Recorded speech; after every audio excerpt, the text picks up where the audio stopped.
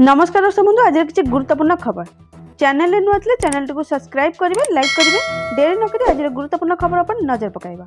आज प्रथम खबर आसला पाणीपाग नहीं बड़ अपडेट पुणी भिजिब ओडिशा आसुची आउ एक लघुचाप संपूर्ण खबर आसंता 23 तारिख में आउ एक लघुचाप क्षेत्र सृष्टि होगा नहीं सतर्क पाणीपाग विभाग पक्षर बंगोपसागर में आउ एक लघुचाप दाना बांधुवा नहीं पाणीपाग विभाग पूर्वानुमान करिछि। सूचना अनुसार आसंता 21 तारिख सुधा घूर्णिबलय सृष्टि होवार संभावना रही।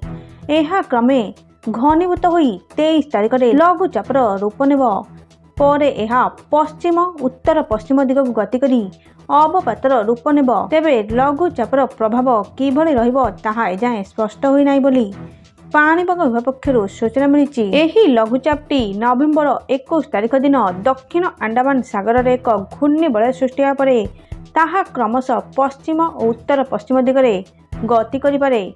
तेबे लघुचाप सामुद्रिक झड़र रूप नहीं पारे बोली कहुଯାଇଛି। सेपटे खेत में धान अमल हेउथिबा बेले चाषी भाई चिंता बढ़ाइलाणी लघुचाप। वर्तमान राज्य में धान कटा आरंभ हो सारी बेले पाणीपाग नहीं बड़ अपडेट सामना को आसी जहाँकि सूचना मिली। परवर्ती सूचना राशन कार्ड को नहीं आसला बड़ अपडेट राशन कार्ड बाद पड़े 70 लाख हिताधिकारी संपूर्ण खबर राज्य में 70 लाख हिताधिकारी बाद पड़ पारती राशन कार्ड रो नवेम्बर 30 रे राशन कार्ड पाई सरकार केवाईसी को बाध्यतामूलक करथिया बेले एथिपाई दिया जायथिबा अवधि शेष होबाकु जाउची आउ हाथ में 10 दिन रही आउ ए जाए 70 लाख परी हिताधिकारी करना केवाईसी राज्य में मागणा चाउल 3,36,35,918 हिताधिकारी ना रही से ए जाए 2,66,00,000 केवाईसी हो सारी आउ 69,49,000 हिताधिकारी केवाईसी होना अर्थात 70 लाख परी हिताधिकारी आग को पाइपर ना राशन। एही तालिका रे सर्वाधिक 5 ରୁ 42,000 रही गंजाम जिलू। तेबे एते लोक कहीं केवाईसी करना ताहा एक बड़ प्रश्नवाची होईची। तेबे एहा पछरे अनेक कारण रही।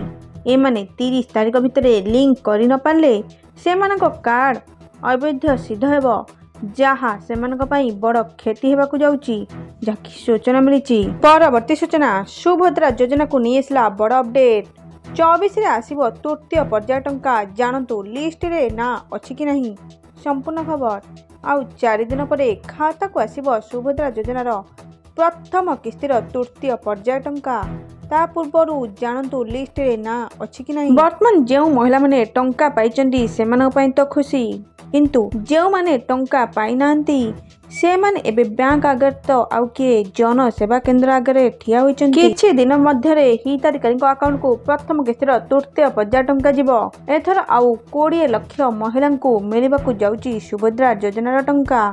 जदि प्रथम किस्ती जाई नथिबो तबे मार्च 8 रे समस्त को एकाकालीन 2टी किस्ती दिया जिवो। हेले एहारी भितरे सुभद्रा योजना बाबद रे जो माने अवगत नहंती से मानक पई जरूरी खबर आपण मानक सुभद्रा योजना स्टेटस चेक करि परिबे एप्लिकेशन नंबर रसीद देई जनसेवा केंद्र रे स्टेटस देखि परिबे एथिरु आपण जानि परिबे कि नहीं एप्लिकेशन पेंडिंग अछि कि रिजेक्ट अछि जहाँकि सूचना मिली। एथिला आजर किछि गुरुत्वपूर्ण खबर।